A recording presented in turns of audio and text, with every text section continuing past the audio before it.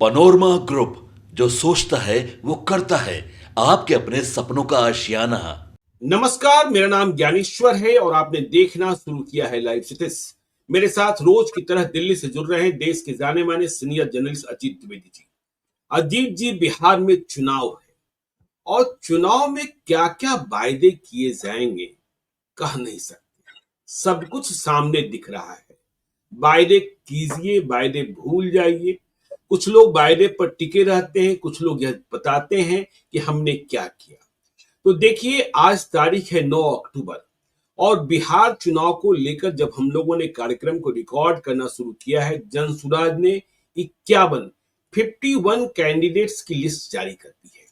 उसकी विवेचना हम लोग बाद में करेंगे, किसी कार्यक्रम में करेंगे। प्रथम दृष्टया तो यह लग रहा है कि नवीन प्रयोग है, नए नए लोग अधिक हैं, दागी और पुराने चेहरे कम हैं। तो प्रशांत किशोर उस रास्ते कितनी सफलता पाएंगे, यह अलग से बहस का विषय है। लेकिन इसके पहले, जनसुराज के द्वारा उम्मीदवारों की घोषणा के पहले तेजस्वी यादव ने बड़ी प्रेस कॉन्फ्रेंस की, ऐतिहासिक प्रेस कॉन्फ्रेंस की। और यह प्रेस कॉन्फ्रेंस महागठबंधन में सीट शेयरिंग की संख्या बताने के लिए नहीं थी, यह भी बताने के लिए नहीं थी कि कांग्रेस ने उन्हें मुख्यमंत्री मान लिया है। लेकिन तेजस्वी यादव ने कह दिया कि 14 नवंबर को नीतीश कुमार की विदाई हो रही है, मैं मुख्यमंत्री बन रहा हूं। और उन्होंने वैसे वायदे कर दिए जो दुनिया के किसी देश के शासनाध्यक्ष ने अब तक करने का साहस नहीं जुटाया है।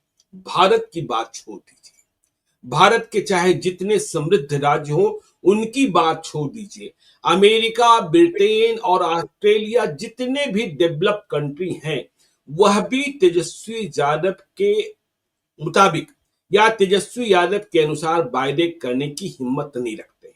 तो आज तेजस्वी यादव ने क्या वायदा कर दिया, और क्या हम अब यह मान लें कि बिहार के सारे वोटर तेजस्वी यादव के साथ खड़े हो जाएंगे?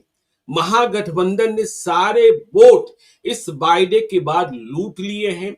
देखिए, जब नीतीश कुमार कह रहे थे कि अगले 5 साल में हम 1 करोड़ रोजी और रोजगार, नौकरी और रोजगार देंगे, तब भी सवाल उठ रहे थे कहां से इतनी बड़ी संख्या में ये रोजी और रोजगार आएंगे। लेकिन आज तेजस्वी यादव ने कह दिया कि 14 नवंबर को हम मुख्यमंत्री पद की शपथ लेंगे। 20 दिनों, देखिए टाइमलाइन बताया है, 20 दिनों के भीतर एक ऐसा अधिनियम लाएंगे कि अगले 20 महीने में हर परिवार से एक व्यक्ति को सरकारी नौकरी बिहार में प्राप्त होगी। मतलब 2 करोड़ 78 लाख, कुछ आंकड़े 3 करोड़ परिवारों के बताए जाते हैं। तो बिहार में 3 करोड़ परिवार में एक एक नौकरी, मतलब 3 करोड़ सरकारी नौकरियां। यह कहां से कैसे संभव होगा पता नहीं, मुझे तो कुछ समझ में नहीं आ रहा है। लेकिन तेजस्वी यादव ने दोहराया कि मैं जो कहता हूं वह करता हूं। 17 महीने में हमने 5 लाख नौकरियां कैसे दी, यह इस बात की गवाही देता है। देखिए, 5 लाख रिक्तियों को भर देना और 3 करोड़ नौकरियां दे देना, यह तो चांद तारों को छूने की बात हो गई। ठीक है, आजकल मनुष्य जो है वह चांद पर भी जा रहा है, लेकिन बिहार में ही चांद उतर कर आ जाएगा। पूरे हिंदुस्तान में तेजस्वी यादव मुख्यमंत्री बन जाते हैं 20 महीने में। यदि हर परिवार से एक व्यक्ति को नौकरी मिल जाती है तो पूरे हिंदुस्तान में शायद ही कोई बिहारी आपको किसी भी तरीके से काम करता दिखे। अरे भाई, सरकारी नौकरी मिलेगी तो फिर दूसरा काम कौन सा और क्यों? हम 2 करोड़ 78 लाख का ही गणित बैठा रहे थे, 2 करोड़ 78 लाख परिवार बिहार में। और यदि उन्हें 20 महीनों में तेजस्वी यादव के मुख्यमंत्री बनने के बाद नौकरी मिल गई तो हर जिले में 7 लाख से अधिक, 7,31,578 सरकारी नौकरी करने वाले लोग होंगे। 7,31,578 हर जिले में।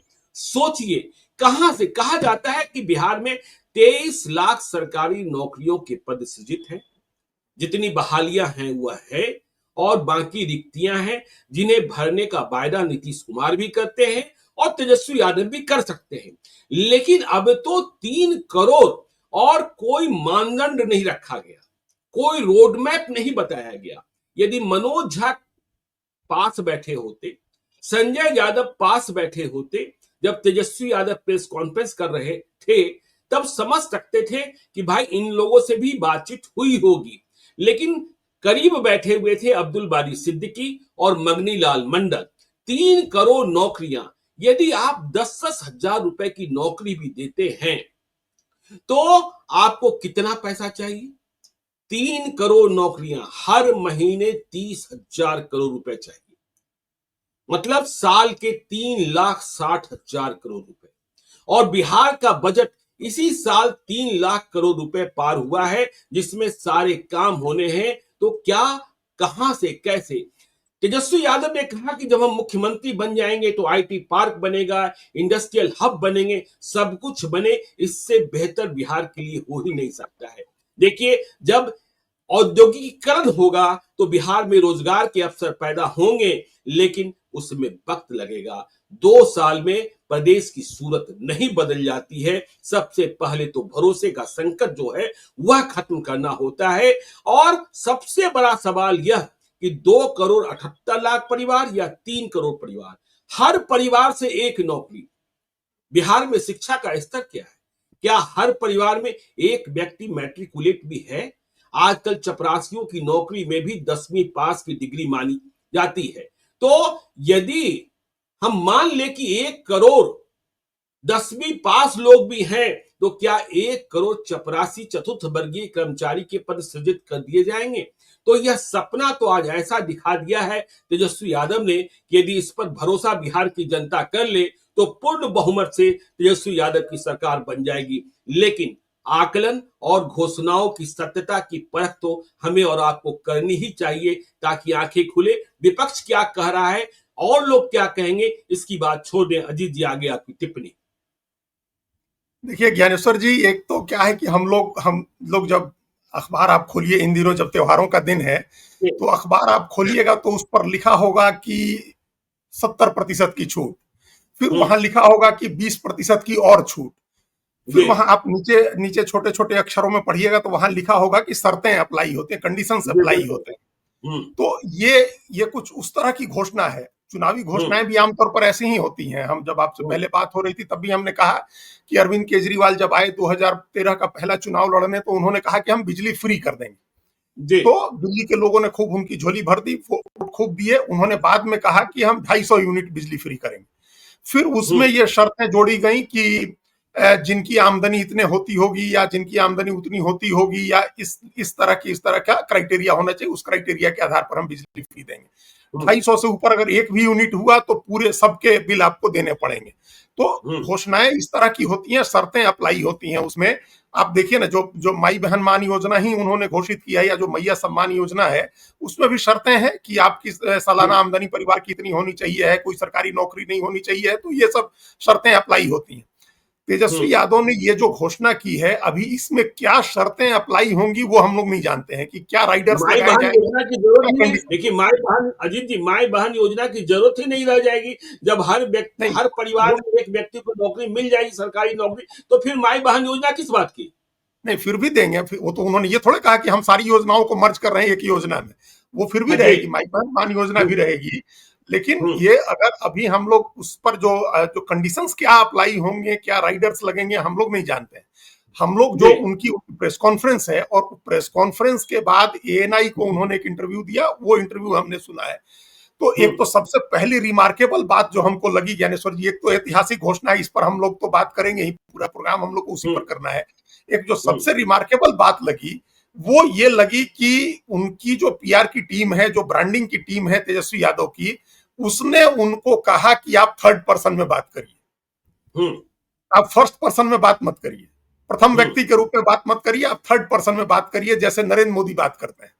तो आज उन्होंने पूरी प्रेस कॉन्फ्रेंस और एएनआई के पूरे इंटरव्यू में अपने को तेजस्वी कह के संबोधित किया। उन्होंने ये नहीं कहा कि मैं ये वादा कर रहा हूं या मेरी सरकार बनेगी तो मैं ये करूंगा, हमारी सरकार बनेगी तो ये करेंगे, आरजेडी की सरकार बनेगी तो ये होगा, या महागठबंधन की सरकार बनेगी। उन्होंने एक बार ये बातें नहीं की। उन्होंने कहा कि तेजस्वी की सरकार बनेगी तो तेजस्वी हर परिवार को एक नौकरी देगा, तेजस्वी अपना वादा पूरा करेगा, तेजस्वी कभी भी बिना सर्वे कराए और बिना रोड मैप के बात नहीं करता है, तेजस्वी जो वादा करता है उसको पूरा करता है। उन्होंने 20 बार अपने को संबोधित किया है अपने नाम से। जी। तो ये क्या है कि ये एक पन्ना जो है उनकी ब्रांडिंग टीम ने नरेंद्र मोदी की ब्रांडिंग टीम से उठाया है। वो हर जगह वो ये कहते हैं कि मोदी की गारंटी है, मोदी जो कहता है वो पूरा करता है मोदी। तो वो जो उसको लेकर के समूचा अपोजिशन जो है मोदी को अटैक करता था, प्रधानमंत्री को अटैक करता, उनको मैग्लोमैनिया कहता था कि एक व्यक्ति जो अपने प्रचार का इतना भूखा है कि हर जगह अपना नाम लेता है, मैग्लोमैनिया कहते थे। तमाम अपोजिशन कहता है कि कैसे कोई व्यक्ति इतनी बार अपना नाम ले सकता है। तो आज हमने देखा कि तेजस्वी यादव भी उस लाइन पर चल पड़े हैं, वो सिर्फ अपना नाम ले रहे थे। तो क्या तो गठबंधन है, क्या तो पार्टी है, वो सब सारी चीजों का कोई मतलब नहीं है। तेजस्वी ये करेगा, तेजस्वी वो करेगा, तेजस्वी जो वादा करता है। तो एक हमको बड़ी एक बात लगी अच्छी, जो हमको लगा कि ये बताना चाहिए लोगों को कि अब तेजस्वी अपने बारे में थर्ड पर्सन में बात करते हैं, फर्स्ट पर्सन में नहीं करते। अब आइए उनकी जो ये घोषणा है, उस घोषणा के कई पहलू तो आपने वही दिए कि मान लीजिए कि आप 3 करोड़ लोगों को नौकरी देते हैं, एक जिले में कितनी नौकरी होगी, 30,000 करोड़ रुपया महीने का होगा, 3,60,000 रुपया साल का होगा, 3 लाख करोड़ का बजट। अभी पहली बार बिहार का बजट 3 लाख करोड़ के ऊपर गया। तो ये कहां से आएगा और बाकी खर्चे कहां से? ये तब की बात है जब आप सिर्फ 10,000, हाँ मतलब 10,000 रुपए से ज्यादा की एक भी नौकरी नहीं देंगे, तब की बात है ये। जब सारी नौकरियां 10,000 होंगी तब की बात है ये। तो तब आपको 3,60,000 करोड़ रुपए की साल की जरूरत है। फिर बाकी दूसरी जरूरतें सरकार की हैं, एस्टेब्लिशमेंट का ही कॉस्ट मान ले ली, जो दफ्तर चलाने की जो खर्चे होते हैं वो होंगे, फिर इंफ्रास्ट्रक्चर डेवलपमेंट के खर्च होते हैं, जो कैपेक्स होता है, जो कैपिटल एक्सपेंडिचर होता है गवर्नमेंट का, ये तमाम खर्चे उसके बाद होते हैं। सैलरी और जो पेंशन है वो तो एक फंड होता है, बाकी चीजें और दूसरी होती हैं। जो कर्ज लिए गए हैं उनके ब्याज का भुगतान होता है। हमको लगता है बिहार में 25-30% के करीब तो जो बजट की राशि चली जाती है ब्याज के भुगतान में। तो वो एक सवाल है, वो सब आपने बता ही दिया है। अब इसके अलावा अगर थोड़ा और इसके डिटेल्स में जाएं हम लोग, कि आपने कहा हम आप इस बात पर भरोसा कर लेते हैं, आप कोई राइडर लगाएंगे वो बाद में आएगा, कि आप हर परिवार के एक व्यक्ति को नौकरी देंगे, तो 3 करोड़ आदमी सरकारी नौकरी में लग जाएगा। टोटल 12 करोड़ आबादी है, जिसमें से हर 4 आदमी में से 1 आदमी सरकारी नौकरी कर रहा होगा। बिल्कुल। अब ये सोचिए ये कैसे हमने जो एएनआई का इंटरव्यू सुना उनका, उसमें उन्होंने कहा कि तेजस्वी कभी भी बिना रोड मैप के बात नहीं करता है, हम सर्वे डेटा फीडबैक के आधार पर हमने ये घोषणा की है। तेजस्वी ने ये घोषणा की है, हम कह रहे हैं, वो अपने को तेजस्वी कह के ही संबोधित कर रहे थे कि तेजस्वी ने ये घोषणा की है। तो किस तरह का सर्वे है ये, किस तरह का डाटा है, किस तरह का फीडबैक है? पहला तो एक सवाल हम लोग कर चुके रेवेन्यू के, कि रेवेन्यू कहां से आएगा, किस तरह का मतलब पैसे कहां से आएंगे जिससे आप वेतन देंगे। फिर एस्टेब्लिशमेंट उनका कैसे चलेगा? खाली उनको वेतन देने से तो दफ्तर काम नहीं करता है ना, दफ्तर चलाना होता है। और फिर दफ्तर होगा तब ना अजीत जी, दफ्तर होगा तब ना।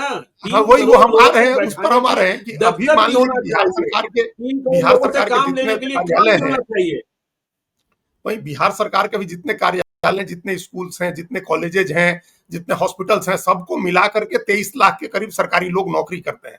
अब उस 23 लाख में 15 गुना लोग अगर होने, वो संख्या 15 गुना बढ़नी है, तो इंफ्रास्ट्रक्चर भी आपको 15 गुना बढ़ानी होगी ना। आपको तमाम स्कूल्स जो हैं 15 गुना स्कूल्स बनाने होंगे, 15 गुना अस्पताल बनाने होंगे। अगर एक अस्पताल है तो 15 अस्पताल उसकी जगह आपको बनाने होंगे, 15 स्कूल बनाने होंगे। आप 15 गुना कर रहे हैं संख्या सरकारी कर्मचारी की।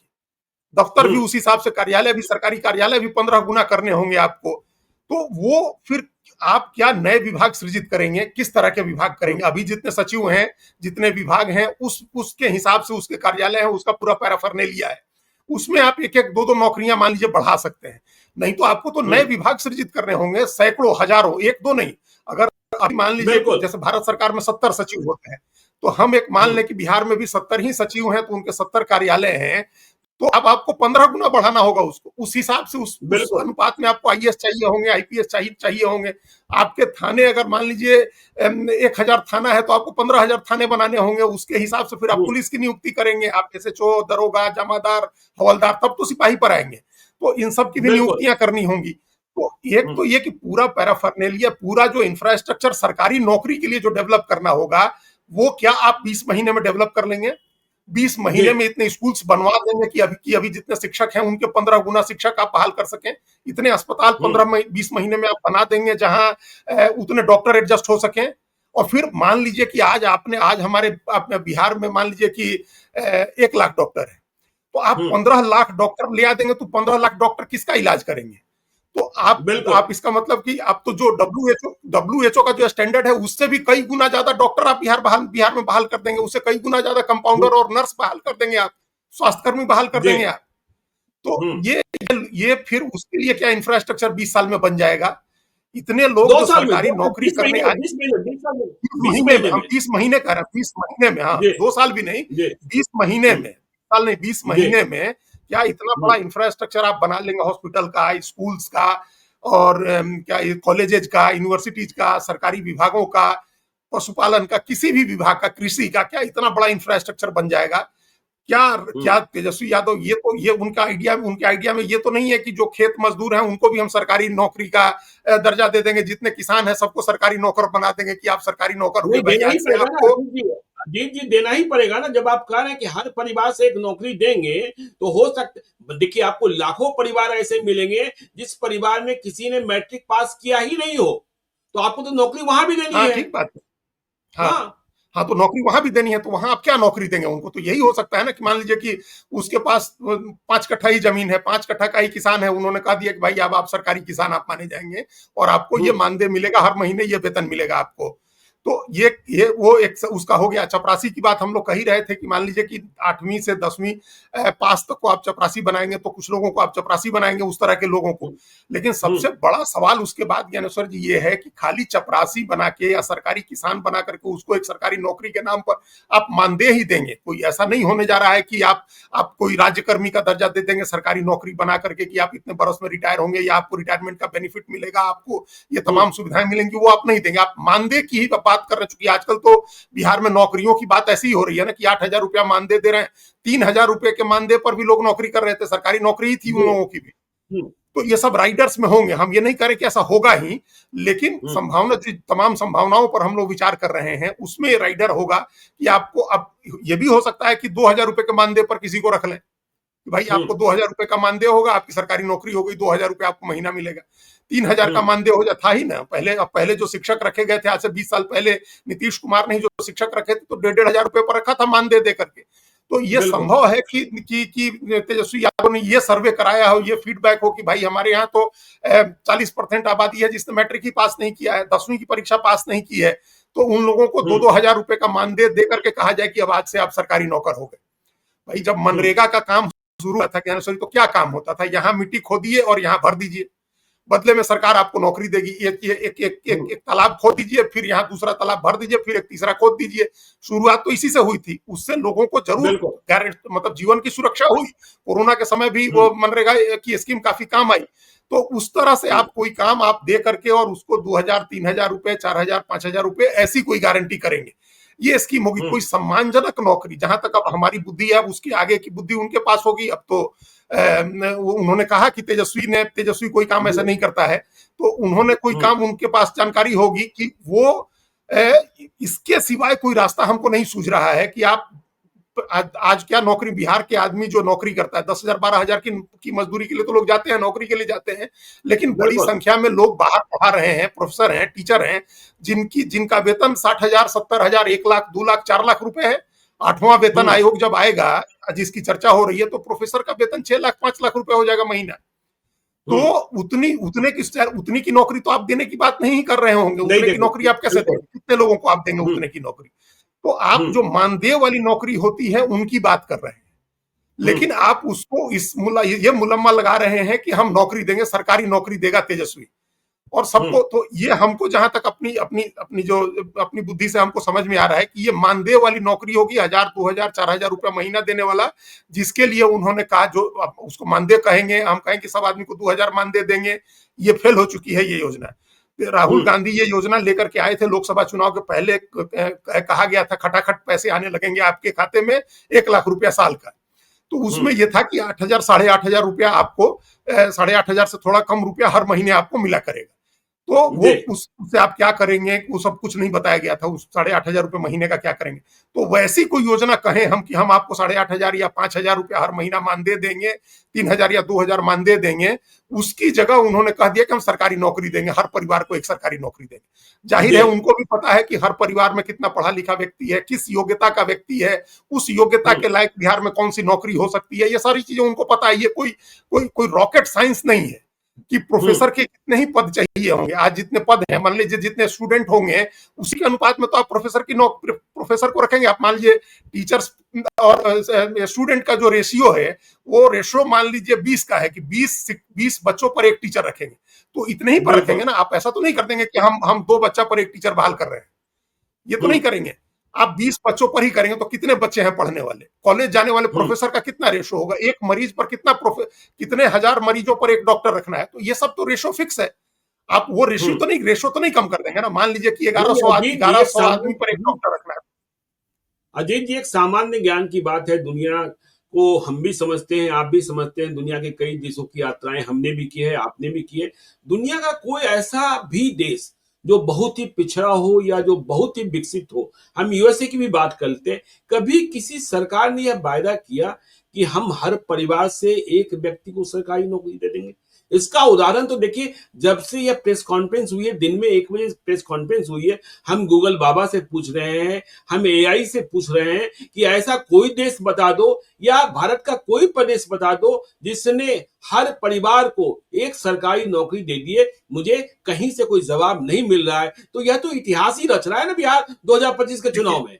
देखिए इतिहास वगैरह कुछ नहीं है ज्ञानेश्वर जी, ये बिहारी लोगों की भावनाओं से खेलना है। देखिए दुनिया के किसी भी देश में, आपने दुनिया की बात की और या बिहार के देश के किसी भी राज्य की बात करिए, सरकारी नौकरी को लेकर के जिस किस्म का ऑब्सेशन बिहारी लोगों में है वैसा दुनिया के देश के किसी राज्य में नहीं है, दुनिया के किसी देश में नहीं होगा। एक ऑब्सेशन है सरकारी नौकरी को लेकर के। कितने ही भोजपुरी गाने बने हैं सरकारी नौकरी के लिए, और आप बार बार कहते हैं कि 2 ही चीज की कीमत बढ़ती है, जमीन की और सरकारी दूल्हे की।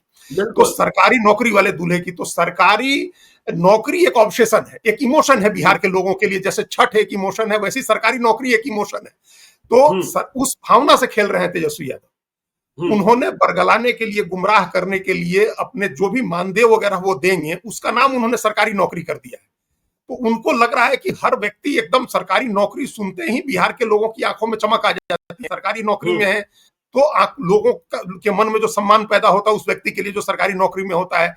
तो सरकारी नौकरी का उन्होंने जो एक इमोशनल जुमला होता है, एक भावनात्मक जुमला जो है वो फेंका है उन्होंने। बिहार के लोगों की भावनाओं से खेलने का एक तरीका है। आप उसके इमोशंस को एक्सप्लॉइट करना चाह रहे हैं। सरकारी नौकरी को लेकर उसके जो इमोशंस हैं, जो उसकी भावनाएं हैं, जो उसका जुड़ाव है, जो उसका ऑब्सेशन है, उसका चुनावी लाभ लेने के लिए आपने सरकारी नौकरी का जुमला बोल दिया कि हम सबको सरकारी, हर परिवार से एक व्यक्ति को सरकारी नौकरी देंगे जिस परिवार में भी सरकारी नौकरी नहीं है।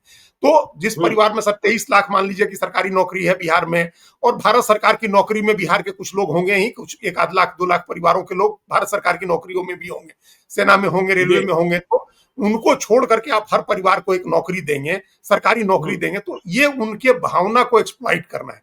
सरकारी नौकरी को लेकर के बिहारी लोगों के जो चाहत है, उस चाहत को आप एक्सप्लॉइट करना चाहते हैं। कुछ लोग इस झांसे में जरूर आएंगे ज्ञानेश्वर जी, सब आदमी, बहुत लोग नहीं आएंगे, बहुत झांसे लोग में नहीं आएंगे। ठीक है, चलिए झांसे में आएंगे, हम यह बात भी समझ लेते हैं। लेकिन कहा उन्होंने कि हर परिवार से एक नौकरी। तेजस्वी जी ने यह बात कही और उन्होंने कहा तेजस्वी जब आएगा तो। हम अब यह समझना चाहते हैं कि यह राइडर लग गया कि हर परिवार से एक नौकरी। अब बताइए कि यदि एक परिवार में 2 भाई हैं या 4 भाई बहन हैं और चारों ने अच्छी पढ़ाई कर ली और चारों इस लायक हैं कि वह सरकारी प्रतियोगिता परीक्षाओं में बैठ सकते हैं और उस प्रतियोगिता परीक्षा को कंपीट कर सकते हैं, तो क्या यह राइडर लग जाएगा कि एक परिवार से एक ही सरकारी नौकरी? तो एक ने तो नौकरी पा ली, अब बाकी 3 को नौकरी नहीं मिलेगी। हाँ, नहीं मिलेगी भाई। नहीं हर मिलेगी। परिवार में जब आप कैसे मिलेगी, मतलब फिर कहां से नौकरी देंगे? पहले तो फिर अच्छा। नौकरियों की संख्या और बढ़ जाएगी, नौकरियों की हाँ। संख्या तो और बढ़ जाएगी ना। फिर आपके पास आप 2-3 करोड़ की नौकरी, 2 करोड़ 78 लाख देंगे, उसके बाद अगर और योग्य लोग हैं तो उनको कहां नौकरी देंगे आप? उसके लिए तो और फिर नई नौकरियां सृजित करनी होंगी। एक बात तो ये है। दूसरी बात ये है जो इसी से जुड़ी हुई बात है, आप जो ये इसका भी राइडर हो सकता है आए, कि परिवार हम्म, से अभी अभी उन्होंने ये नहीं कहा कि परिवार से एक ही व्यक्ति को देंगे, एक व्यक्ति को हम्म, हम देंगे नौकरी। तो ये उन्होंने हम्म, नहीं कहा कि बाकी 3 लोगों को हम देंगे या नहीं देंगे। लेकिन अगर बाकी हम्म, 3 में से भी किसी को योग्य व्यक्ति है, उसको आप नौकरी देना चाहें, तो आपको और ज्यादा नौकरियां सृजित करनी होंगी। उस बारे में हम्म, उन्होंने कुछ कहा नहीं है, साइलेंट है। वो जो जब फाइन प्रिंट आएगा उनकी, वो चुनाव के पहले तो नहीं आएगा, चुनाव के बाद ही आएगा, तब पता चलेगा। लेकिन हम्म। उसके अलावा हमारे कुछ और इसमें सवाल है, कुछ और पहलू हैं ज्ञानेश्वर जी, जिन पर हम लोग, जैसे आरक्षण के पहलू पर हम लोग चर्चा कर रहे थे पहले, कि नहीं, आरक्षण की व्यवस्था का क्या हो। आरक्षण के पहलू के अजीत जी, आरक्षण के पहलू के पहले इसकी चर्चा हम कर लें कि जब कह रहे हैं कि भाई 3 करोड़ हर परिवार से एक नौकरी, और दूसरी तीसरी नौकरी पर फिर संकट ही हो जाएगा, तो 20 महीने के बाद तेजस्वी यादव मुख्यमंत्री बन जाए, 20 महीने के बाद फिर पढ़ाई लिखाई की जरूरत ही नहीं रहेगी, सरकारी नौकरी मिलना नहीं है, प्रतियोगिता परीक्षा में शामिल होना नहीं है, तो फिर पढ़े लिखेगा क्यों? पढ़ना ही नहीं, बंद कर देंगे पढ़ाई। हाँ नहीं, वो तो देखिए अभी वो आएगा ना, जब फाइन प्रिंट आएगा तब हम लोग उसमें जी। देखेंगे कि किस तरह की नौकरियां होंगी, किस नौकरी के हम्म, लिए प्रतियोगिता परीक्षा होगी, किस नौकरी को आप सीधे इंटरव्यू के दम पर कर लेंगे, या अगर मानदेय देना है ज्ञानेश्वर जी, तो उस मानदेय के लिए तो कोई योग्यता की परख करने की जरूरत नहीं है ना। आज किसान सम्मान निधि देखिए, के पैसे आ रहे हैं, या जो महिलाओं को पैसे, मुख्यमंत्री महिला उद्यमी योजना के पैसे गए हैं, या इस तरह की और भी जो इस तरह की स्कीम्स के पैसे जाते हैं, उसमें कोई योग्यता देखने की जरूरत तो नहीं होती है ना, कोई अर्हता बिल्कुल। नहीं होती है। आपकी एक फॉर्म, जैसे किसान, आप अपने को नॉमिनी उसमें रजिस्टर करा लीजिए, कुछ जमीन के कागज हम्म, डालने होते हैं। तो अब मान लीजिए किसान है कोई आदमी, उसके पास 10 ही कट्ठा जमीन है, उसको भी मानदेय देना है, उसको सरकारी नौकरी बना देना है, और हर महीने हम्म, उसको मानदेय देना है। तो वो सब चीजें आएंगी जब फाइन प्रिंट आएगा, तब उसमें जी। ये देखना होगा कि क्वालिटी जॉब कितने हैं। आप ऑर्गेनाइज सेक्टर का जॉब जिसको बोलते हैं, गवर्नमेंट का जॉब जो है, जो क्वालिटी जॉब है, वो क्वालिटी जॉब कितनी है। आप जी। टीचर कितना अपॉइंट कर रहे हैं, और टीचर को जो अभी तक का 7th पे कमीशन के हिसाब से आप कितनी नौकरियां दे रहे हैं, ये हम्म, देखना होगा ना, कि आप 7th पे कमीशन के हिसाब से कितनी नौकरी देंगे, या 6th पे बिल्कुल। कमीशन के हिसाब से ही कितनी नौकरी देंगे। तो हम्म, उस तरह की नौकरी आप नहीं दे सकते हैं, चाहे कुछ भी कर लीजिए, किसी हाल में कर लीजिए। बिहार में 23 लाख है, तो 10-12 लाख 15 लाख से और ज्यादा आप नौकरी नहीं दे सकते, जो पे बिल्कुल। कमीशन के हिसाब से होगा। आप कितने भी ज्ञानी आदमी हो, और कितना भी आपने सर्वे कराया हो, कितना भी आपके पास फीडबैक हो, आप ये नहीं कर सकते।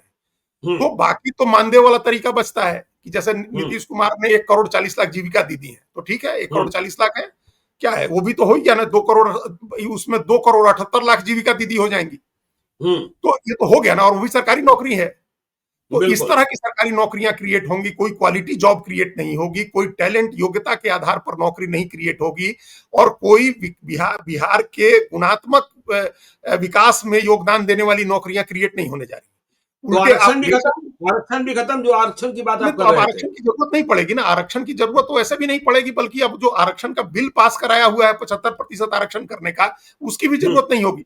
वो तो बैठे बिल्कुल। बैठे जो है 75% आरक्षण हो जाएगा पिछड़े, अति पिछड़े, दलित, महादलित को, क्योंकि हर हम्म, परिवार से एक नौकरी मिलनी है, तो हम्म, 75 नौकरी तो उनको मिलेगी ही। और फिर बिल्कुल। बिना कुछ कहे ज्ञानेश्वर जी, मुसलमानों का भी आरक्षण हो जाएगा, अल्पसंख्यक आरक्षण, धर्म के आधार पर आरक्षण। अगर आप ऐसे करेंगे कि हम धर्म के आधार पर आरक्षण कर रहे हैं, तो लोग कोर्ट में चैलेंज करते हैं। यहाँ वो भी करने की बिल्कुल। जरूरत नहीं है। हर हम्म, मुसलमान को, हर मुस्लिम घर में भी आप एक नौकरी देंगे, तो जी। बिना कहे धर्म के आधार पर 18% आरक्षण हो गया। और हम्म, SC ST का, दलित का, पिछड़ा का, अति पिछड़ा का, सबका आरक्षण हो गया, अपना आबादी के अनुपात में सबके आरक्षण हो गए। तो आरक्षण हम्म, के किसी कानून का प्रोविजन ने कोई प्रावधान नहीं है। तो उसमें वो सारे नियम, उसको किस तरह से आप मोल्ड करेंगे, क्योंकि जब आप हम्म, सरकारी नौकरी देते हैं तो उसके कुछ रूल्स और रेगुलेशंस फॉलो करने होते हैं। तो उस बिल्कुल। जो सुप्रीम कोर्ट ने बनाए हुए हैं, कुछ सर्विस रूल्स भारत सरकार के हैं, कुछ सर्विस रूल्स स्टेट गवर्नमेंट्स के हैं, तो वो सब आप कैसे फॉलो करेंगे, वो इसमें कुछ बता नहीं रहे हैं। इसलिए हम्म, इसलिए हमने कहा कि क्वालिटी जॉब नहीं होगी, क्वालिटी एम्प्लॉयमेंट नहीं होगा, क्वालिटी हम्म, एम्प्लॉयमेंट नहीं होगा। आप इतने लोगों को एक मानदेय देने की जो योजना थी पहले, जो लेकर के आए थे राहुल गांधी की, हर परिवार, हर व्यक्ति को, हम हर युवा को 8,000 रुपया, 8,500 महीना देंगे, ये उसी तरह हम्म, की कुछ योजना होगी, जिसको आप सरकारी नौकरी का नाम दे देंगे। या फिर सरकारी बिल्कुल। नौकरी अगर आप देंगे भी, तो मैक्सिमम जो रोजगार होगा वो बहुत ही लो सैलरी का और बहुत कम बिना किसी फैसिलिटी के, बिना किसी सर्विस के, जो के साथ जो सुविधाएं मिलती हैं उनके बगैर, बहुत लो हम्म, सैलरी की नौकरी होगी, जिसको सिर्फ नाम के लिए कहा जाएगा सरकारी नौकरी। उसमें हम्म, कोई आप, अच्छा, हालांकि उसके भी खतरे आगे आएंगे। नीतीश जी। कुमार ने भी एंटिसिपेट किया था ना, कि जब जिनको 1,500 रुपए महीने की नौकरी दे रहे थे, आज उनको 40,000 रुपए देने पड़ रहे हैं, और रोज का आंदोलन भी झेलना पड़ रहा है ना। रोज बिल्कुल। आंदोलन हो रहे हैं ना कि भाई हमको पहले राज्यकर्मी का दर्जा दो, हमारा रिटायरमेंट का एज तय करो, हमारे लिए ये फैसिलिटी दो, वो फैसिलिटी दो। तो बेशक हम्म, आप 2000 5000 रुपए के मानदेय से सरकारी नौकरी शुरू करेंगे, लेकिन हम्म, अल्टीमेटली आगे वो बहुत बड़ा बर्डन होने जा रहा है प्रदेश के ऊपर।